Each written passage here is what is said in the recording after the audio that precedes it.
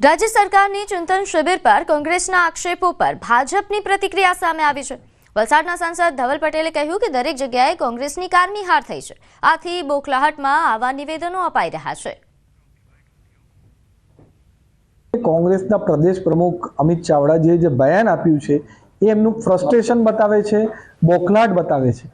કારણ કે જે એમની ભૂંડી હાર પહેલા લોકસભામાં થઈ, એના પછી હરિયાણામાં થઈ, મહારાષ્ટ્રમાં થઈ અને દિલ્હીમાં તો ફક્ત 0 સીટ આવી અને બિહારમાં પણ ફક્ત 6 સીટ આવી। પ્રાદેશિક પાર્ટીની પણ કોંગ્રેસ કરતાં વધારે સીટ આવી અને એમણે હાર ભાપી લીધી છે કે ગુજરાતમાં પણ જિલ્લા પંચાયત અને તાલુકા પંચાયતમાં પણ એમની હાર થવાની છે।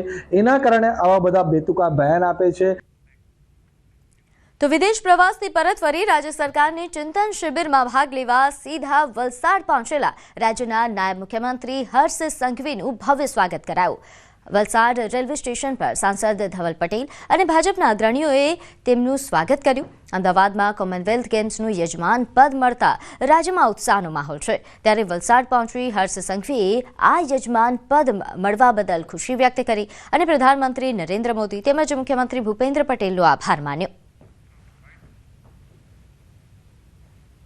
કાલે દુનિયાના 72 દેશોએ કોમનવેલ્થ 2030ની મેજબાની એ ભારત દેશને અમદાવાદ કોમનવેલ્થ 2030 તરીકે આપી છે। સૌ યુવાઓ વતી હું દેશના પ્રધાનમંત્રી શ્રી નરેન્દ્રભાઈ મોદીજીને ખૂબ ખૂબ આભાર માનું છું કે એમના દૂરંદેશીના કારણે જ આજે આપણે આટલા મોટી ટુર્નામેન્ટ કરવાનો અવસર પ્રાપ્ત થયો। ખેડા સંસદીય વિસ્તારમાં યોજાનારા ત્રીજા સાંસદ ખેલ મહોત્સવ 2025નો શુભારંભ HND પારેખ હાઈસ્કૂલના પ્રાંગણમાંથી શુભારંભ થયો। સાંસદ દેવુસિંહ ચૌહાણના હસ્તે પ્રારંભ થયેલા આ મહોત્સવમાં વિવિધ 8 રમતોની સ્પર્ધાઓ માટે હજારો રમતવીરોએ નામ નોંધણી કરાવી છે। આ પ્રસંગે અમૂલ ડેરીના ચેરમેન વિપુલભાઈ પટેલે રમતમાં ખેલદિલીના મહત્વ પર ભાર મૂક્યો। આ મહોત્સવ ફિટ યુવા ફોર વિકસિત ભારતની થીમ સાથે યોજાઈ રહ્યો છે। ખેડા લોકસભામાં કાયમી વ્યવસ્થા ઊભી થઈ છે, એટલે અમને પણ આ રમતગમત બહુ સરળતાથી વધુમાં વધુ લોકો સુધી આ સ્પર્ધાઓ કરવાનું આયોજન થયું છે। ત્યારે એક નવો વિચાર એ પણ આવે છે કે હવે અમે સાંસદ મ્યુઝિક સ્પર્ધા પણ કરીશું। તો કોંગ્રેસ પ્રદેશ પ્રમુખ અમિત ચાવડાની જાહેરાત જન આક્રોશ રેલી બાદ હવે નશા મુક્ત અભિયાન શરૂ કરાશે। ગુજરાત કોંગ્રેસ રાજ્યમાં દેખાવો કરશે અને કોંગ્રેસ નશા મુક્ત ગુજરાત અભિયાન શરૂ કરશે। કોંગ્રેસ પ્રદેશ પ્રમુખ અમિત ચાવડાનું નિવેદન, દારૂ અને ડ્રગ્સ વેચવાવાળા લોકોને ખુલ્લા પાડીશું। નશા મુક્ત ગુજરાતનું અભિયાન ચલાવવા અમે જઈ રહ્યા છે। જ્યાં પણ નશો છે, જ્યાં પણ નશા ને વધારવાવાળા લોકો છે, જ્યાં પણ દારૂ ને ડ્રગ્સની બધી છે વેચવાવાળા લોકો છે, એ બધાને ખુલ્લા પાડીશું। તો સુરતના ધારાસભ્ય કુમાર કાનાણીના પત્રની અસર થઈ વારાછાથી સરથાણા ફ્લાયઓવર બ્રિજ નીચે ગેરકાયદેસર પ્રવૃત્તિની ફરિયાદ બાદ કાર્યવાહી મનપા તેમજ પોલીસે સંયુક્ત કાર્યવાહી કરી અને મોટા પ્રમાણમાં બ્રિજ નીચેના દબાણ દૂર કરવામાં આવ્યા। બ્રિજ નીચે ગેરકાયદેસર વસવાટ કરતા લોકોને હટાવવામાં આવ્યા। દબાણ ખાતા તેમજ પોલીસ વિભાગ દ્વારા દબાણ દૂર કરવાની કાર્યવાહી થઈ। ધારાસભ્ય કુમાર કાનાણીએ મનપા કમિશનરને પત્ર લખ્યો હતો અને બ્રિજ નીચે ગાંજા, અફીણ, ડ્રગ્સ, દારૂ અને જુગાર જેવી ગેરપ્રવૃત્તિ ફરિયાદ કરી હતી। લેખિતમાં ફરિયાદ કરી સમસ્યાનો ઉકેલ લાવવા રજૂઆત કરી હતી અને જે બાદ આ કાર્યવાહી થઈ। हमने यहाँ पे एक पूरा क्लीन अप जो ऑपरेशन है इसको अंजाम दिया है। साथ ही के साथ पूरे जोन 1 के सारी पुलिस स्टेशन में, जिसमें Gagodra police station, Sarthana police station आती है, इनके नीचे भी जो ब्रिज के नीचे जो लोग गैरकायदेसर तरीके से रहते हैं उनका भी हम क्लीन अप ऑपरेशन हम आज कर रहे हैं। साथ ही के साथ ये एक दिन का काम नहीं है और इसमें हम फ्रिक्वेंटली इस ऑपरेशन को हाथ धरेंगे। આગળ વાત કરીએ ગીર સોમનાથમાં કાર્તિકી પૂર્ણિમાના મેળા પ્રારંભમાં વિવાદ સર્જાયો। ધારાસભ્ય ભગવાન બારડે મેળામાં ગુસ્સો ઠાલવ્યો। મેળાનો પ્રારંભ વહેલો કરી દેવાતા ગુસ્સે થયા। ટ્રસ્ટે ધારાસભ્યને 5.5 કલાકનો સમય આપ્યો હતો। મેળાનો પ્રારંભ 5 વાગે જ કરી નાખતા ગુસ્સો ઠાલવ્યો હતો। ધારાસભ્ય ભગવાન બારડે કહ્યું કે આ મારું અપમાન છે, આ રીતે કરવું હોય તો આમંત્રણ ન આપો।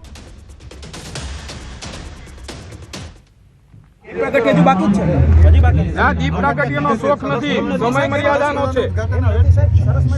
ના કરો. તમે 5:30 નો ટાઈમ અમને આપો છો ભલામણ. શું કામ આવું કરીએ? ના પણ એમાં સાહેબ 5:30 નો ટાઈમ આપ્યો. હું મારી જિંદગીમાં ટાઈમ ટેબલમાં માંડારો માણસ છું, મને વાંધો નથી. અમે 5 મિનિટ લેટ આવ્યા હોય તો અમને કહી દેવું જોઈએ કે આ વસ્તુ કરી નાખો. આપણે કરવાનું બાકી તો મેળા બિલકુલ શોખ નથી. તો મેળાનો સમય એ જે આપવામાં આવ્યો હતો તેના કરતા પહેલા પ્રારંભ કરી દેવાતા ધારાસભ્ય બગડ્યા હતા અને ગુસ્સે થયા હતા અને રકઝક થઈ હતી, જેનો આ વિડીયો સામે આવ્યો છે. કોઈને કોઈ આમંત્રણ દેવામાં કઈ સત્ય રહી ગઈ હોય, કોઈ માણસની ક્યારેક ભૂલ પણ થતી હોય છે અને કદાચ સમજવા ફેરવો તો સમયને હિસાબે કદાચ ને થોડું વહેલું થઈ ગયું હોય. તો સોમનાથ બાપાનું સાનિધ્ય છે, સોમનાથ બાપાની આ પવિત્ર ભૂમિ છે અને ધ્યાન દોરવું એ નૈતિક જવાબદારી છે અને ધ્યાન દોર્યું છે. બાકી એની અંદર આજે પણ એટલી જ અહીંયા લાગણી જોડાયેલી છે. સોમનાથ ટ્રસ્ટ દ્વારા યોજાતા કાર્તિકી પૂર્ણિમાના મેળાનો પ્રારંભ થયો. આ મેળો કમોસમી વરસાદ પડવાના કારણે મુલતવી રખાયો હતો. આ 5 દિવસીય કાર્તિકી પૂર્ણિમાનો મેળો એ વર્ષ 1955થી યોજાય છે. સોમનાથ ટ્રસ્ટ દ્વારા દર વર્ષે ભવ્યતા સાથે યોજાતા આ મેળાને હજારો ભક્તો, પ્રવાસીઓ તથા સ્થાનિક લોકો આતુરતાથી રાહ જોતા હતા, પરંતુ કમોસમી વરસાદના કારણે તેને પાછળ ધકેલાયો હતો. ત્યારે હવે 27 નવેમ્બરથી મેળાનો પ્રારંભ કરવામાં આવ્યો છે. આ મેળો 1 ડિસેમ્બર સુધી ચાલુ રહેશે.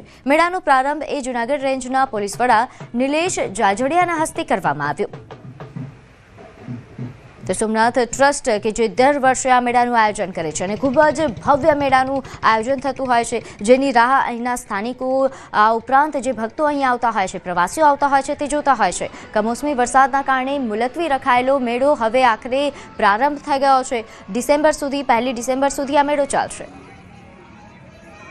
આ વર્ષે વરસાદના કારણે આ મેળો મોડો યોજવો પડ્યો છે અને આ મેળાનો આજે શુભારંભ કર્યો છે. કીર્તિદાન, માયાભાઈ આહિર, સત્વના ત્રિવેદી, બહાદુર ગઢવી, હિતેશ અંટાળા જેવા અનેક ખ્યાતનામ કલાકારો આ મેળા દરમિયાન સાંસ્કૃતિક કાર્યક્રમ પીરસશે.